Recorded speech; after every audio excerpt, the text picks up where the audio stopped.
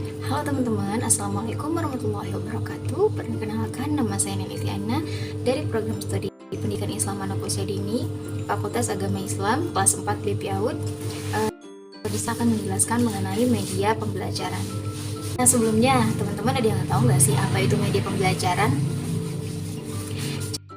Jadi pembelajaran itu adalah sebuah alat bantu yang dimana alat bantu tersebut ini bertujuan untuk menyampaikan suatu informasi kepada penerima informasi.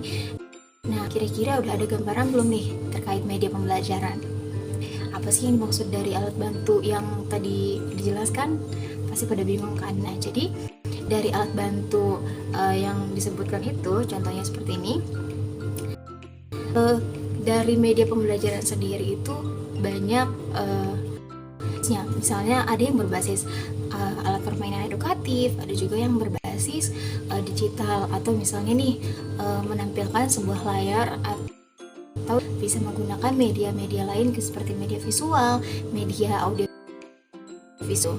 Nah, jadi misal nih untuk berbasis APE sendiri, alat permainan edukatif yang dimana alatnya itu menggunakan sebuah bahan yang dirancang oleh guru dalam bentuk misalnya contohnya seperti ini.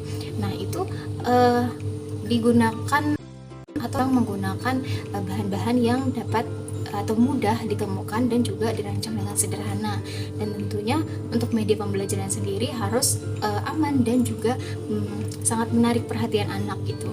Nah, mungkin ini ada contoh di atas ini, itu adalah media berbasis APE atau alat permainan edukatif. Nah, untuk APE-nya sendiri di contoh ini adalah sebuah kegiatan yang dimana kegiatan pembelajarannya itu misalnya mengenal warna. Nah, karena dari media pembelajaran ini tujuannya adalah perkembangan anak usia dini, tentunya beberapa aspek perkembangan anak, alhasil kita merancangnya juga sesuai dengan perkembangan anak dan juga kebutuhan anak. Prinsip pada pendidikan PAUD sendiri ya kan. Nah, jadi prinsip itu pasti ada untuk permainan ini harus bertujuan kepada kebutuhan anak dan juga perkembangan anak gitu kan, dan harus menarik dan juga menyenangkan. Makanya harus dirancang sesuai dengan perkembangan dan kebutuhan anak. Nah, contoh ini adalah dimana kegiatannya itu mengenal warna. Jadi APE-nya sendiri dibuat menggunakan bahan-bahan yang sangat mudah, misalnya dari kardus dan juga spidol, atau juga dengan untuk bentuk-bentuk lingkarannya. Nah, ini tujuan dari permainan APE ini yang berbasis APE ini adalah untuk mengenal warna kepada anak. Jadi perkembangan yang akan dikembangkan dalam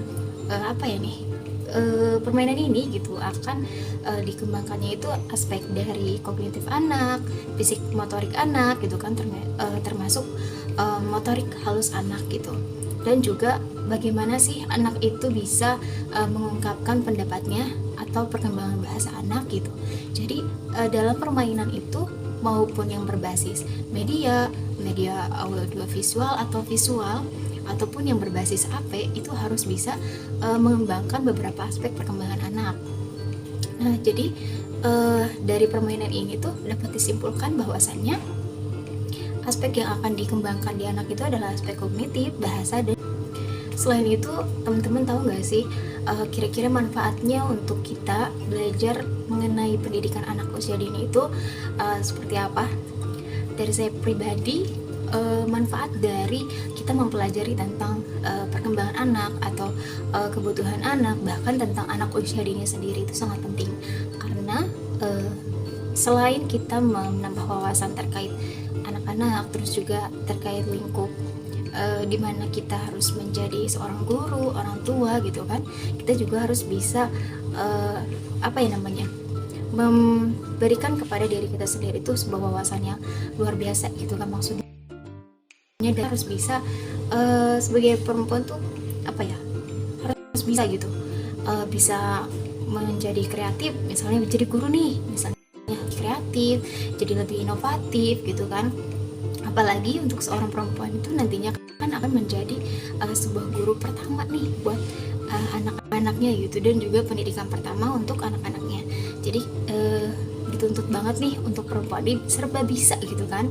Nah, banyak hal-hal yang mengerti seperti itu, dan saya setuju terhadap hal itu karena untuk zaman sekarang ini kan banyak orang tua yang memang memiliki keinginan luar biasa untuk anaknya. Kayak misalnya nih, ingin anaknya tuh pintar dalam berbagai